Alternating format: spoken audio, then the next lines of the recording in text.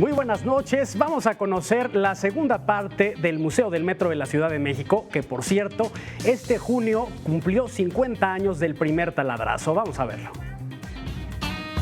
Los trabajos de construcción de las líneas del sistema de transporte colectivo Metro, desde sus inicios han dado como resultado miles de hallazgos de piezas y estructuras arqueológicas correspondientes a prácticamente la totalidad de la presencia humana en la Cuenca de México. Desde restos de fauna del Pleistoceno y homínidos hasta restos humanos, objetos y estructuras mesoamericanas, coloniales, decimonónicas y de principios del siglo XX. El metro ha sido una oportunidad de obtener indicios humanos de distintos periodos de la historia de sus habitantes en zonas densamente urbanizadas debido a las excavaciones necesarias para el transcurso de las vías.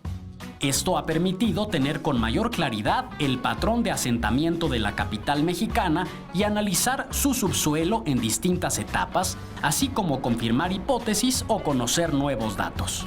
Las excavaciones que se dieron dentro del sistema de transporte colectivo son excavaciones que han permitido tanto hallazgos arqueológicos como paleontológicos. En el caso del mamut no se localizó exactamente ahí, pero se encontró ahí, se decidió que la gente pudiera ver un mamut de forma completa.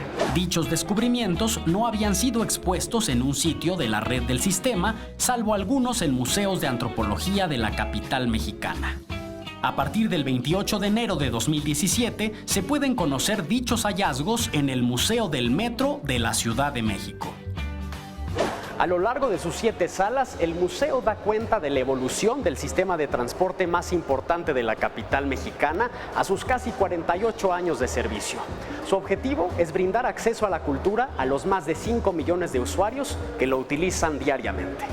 En el museo se presenta un recorrido por la historia del arte de la segunda mitad del siglo XX en México a través de las obras de artistas como Rufino Tamayo, Francisco Toledo, Raúl Anguiano, Leonora Carrington, José Luis Cuevas, Vicente Rojo, entre otros. Nosotros contamos con 5 estaciones con catalogación del INBA.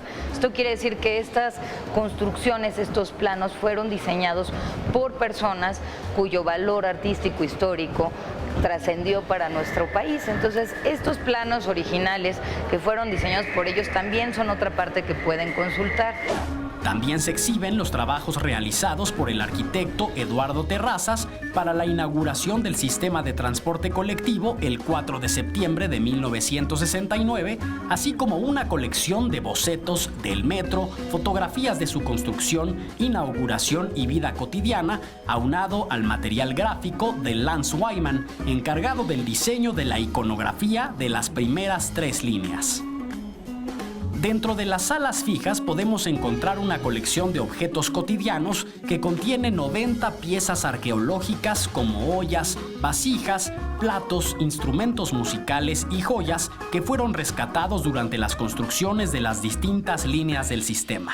Quienes están viajando muchas veces tienen que esperar a la gente y es a través de actividades culturales la manera en la que pueden esperar desde otro lugar. Ha cambiado la movilidad y han cambiado nuestros tiempos.